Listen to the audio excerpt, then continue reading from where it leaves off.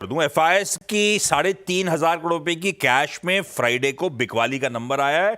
DIIs की 2800-2900 करोड़ रुपए की खरीद थी, तो नेट इंस्टीट्यूशंस का 550 करोड़ रुपए के आसपास की सेलिंग का नंबर है। पर ये कहानी यहां पे नहीं है, ये जो फंड मैनेजर सर्वे को पर्सपेक्टिव में रखी है। Month till date almost 37,000 crore rupees की एफआईएस ने कैश में बिकवाली करी।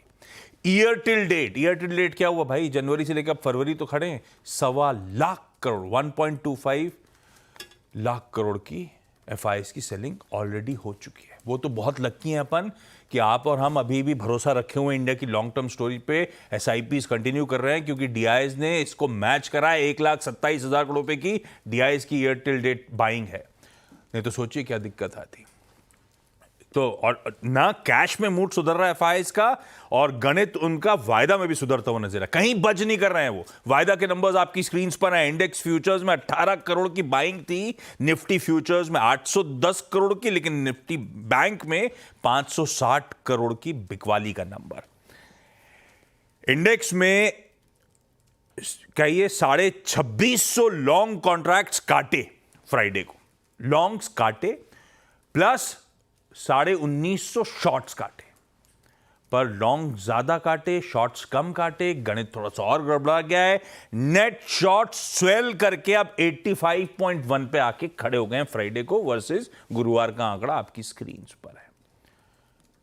मंथली एक्सपायरी का वीक है, दो इंपॉर्टेंट ओआईस खड़े हुए हैं। 22 इंपॉर्टेंट है, 23,000 के कॉल पे सबसे तगड़ा ओआई बिल्डअप खड़ा हुआ है और स्ट्रेंथन हुआ था फ्राइडे के सेशन में, और नीचे 22,500 के पुट पे तगड़ा ओआई बिल्डअप है। तो ये तो खैर दीवार है इस हफ्ते के लिए, पर ये दूर की घोड़ी है। अपनी नजर रहेगी लास्ट वीक के दो इंपॉर्टेंट लोस पे, 725 720 के, जो अपन ने मंडे को और फ्राइडे को लगाए। क्रूशियल हैं लेवल्स। पर ये गणित वणित तो ठीक है, इसके साथ सेंटिमेंट, चार्ट्स की रीडिंग सब कुछ जोड़ के मानस से समझा जाए कि निफ्टी का इस मंथली एक्सपायरी के वीक में अप्रोच रहना क्या है। मानस पहले निफ्टी की बात करते हैं। फ्राइडे को दिक्कत में आई गया ले दे के और टसल करते करते। कैसा लग रहा है चार्ट्स पे रीडिंग आपको? निफ्टी पे हमारी रणनीति आज मंडे के लिए क्या होगी? Good morning. Good morning Ashish ji.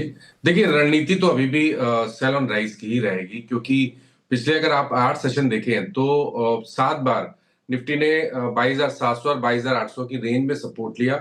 लेकिन इंपॉर्टेंट ये है कि कभी भी 8 ट्रेडिंग सेशन में कभी भी 10 डे मूविंग एवरेज के ऊपर नहीं निकल पाया। उसका मतलब तो क्लियर है कि ये सही है कि लोअर लेवल पे एक सपोर्ट लेने की कोशिश करना है निफ्टी, लेकिन हायर लेवल पे बाइंग इंटरेस्ट दिख नहीं रहा है। और वीकली चार्ट पे तो कभी भी रिस्पेक्ट नहीं मिला। अगर आप वीकली चार्ट देखेंगे तो 26,100 26,200 से लगातार लोअर टॉप लोअर बॉटम बनते चले आ रहे हैं। तो ट्रेंड निगेटिव है, ये चीज क्लियर, इसमें बिल्कुल क्लियरिटी है। अब देखिए, इंपॉर्टेंट ये कि अगर आज 22,700 जो कि गिफ्ट निफ्टी दिखा रहा है, उसके नीचे ओपन होते हैं मार्केट्स, और उसके बाद 15 से 20 मिनट आपको वेट करना है। अगर 22,700 के नीचे ही निफ्टी ट्रेड करता रहेगा तो ये मान लेना चाहिए कि ये एक फ्रेश ब्रेकडाउन है, और उसके बाद आपको 300 से 400 पॉइंट की गिरावट निफ्टी में और देखने को मिल सकती है। तो आज का ट्रेडिंग के लिए आपको पहला 15 से 20 मिनट निकालने होंगे। उसमें देखना होगा कि 22,700 के नीचे निफ्टी ट्रेड करता रहे, तब आप एक सेल कॉल ले सकते हैं। उस केस में 22,771 22,771 के स्टॉप लॉस से बिकवाली करने का ट्रेड ले सकते हैं, और फिर आप 1 से 2 दिनों में 22,500 तक के टारगेट भी निफ्टी में देख सकते हैं। मेरा समझना ये है कि अगर उस 15-20 मिनट में वापस 22,700 और 22,750 के आसपास निफ्टी आ गया तो रिकवरी आ जाएगी। लेकिन फिर भी खरीदारी तभी करें जब 22,950 के ऊपर निफ्टी निकले। उससे पहले इसी रेंज में रहने की उम्मीद है। तो आज आपकी नजर जो रहेगी वो 22,700 पे ही रहेगी। उसके नीचे ट्रेड करेगा तो बिल्कुल एक सेल कॉल लेना चाहिए निफ्टी में। ट्रेंड तो भाई साहब नेगेटिव है, बिल्कुल सही कर रहे हो आप। आपने को लेकिन कोई ट्रेड लेने से पहले आज शुरुआती ट्रेड को ऑब्जर्व करना है, कामकाज कैसा हो रहा है। क्योंकि हमारी फ्राइडे की क्लोज थी 800 पकड़ लीजिए, और 150 पॉइंट के दबाव के साथ खुलने की गिफ्ट निफ्टी कर रहा है तैयारी। तो 22,700 के हो सकता है नीचे खुल रहे हो अपन लोग गैप डाउन में। पहले 15 से 20 मिनट में अगर 22,700 के नीचे ही ट्रेड कर रहा है तो समझ लीजिए दिक्कत बढ़ने वाली है। तब एक सेल का रेको है 22,500 के टारगेट्स के लिए 771 के स्टॉप लॉस के साथ। और इन केस अगर ऊपर थमा हुआ है तो रेंज बाउंड है, छोड़ दीजिए अनटिल अनलेस 22,950 के ऊपर चलना शुरू हो, तब मूड बदलेगा, तब माहौल बदलेगा, तब बातचीत करेंगे तेजी वेजी करने की। लेकिन आपको पहले शुरुआती ट्रेड को ऑब्जर्व करना जरूरी। मानस, निफ्टी बैंक फ्राइडे की पोजीशनिंग तो दिक्कत वाली थी, वहां पे प्लेसमेंट कैसा और रणनीति क्या? देखिए, पिछले हफ्ते बुधवार को, वेंसडे को थोड़ा कंफ्यूज किया बैंक निफ्टी ने, क्योंकि बैंक निफ्टी अपने 20 और ट्रेंडिंग मूविंग एवरेज के ऊपर क्लोज हो गया। तो ऐसा लग रहा था कि शायद यहाँ पर आउट परफॉर्मेंस देखने को मिलेगी, लेकिन उस दिन का हाई ब्रीच नहीं हुआ उसके बाद आने वाले 2 दिनों में।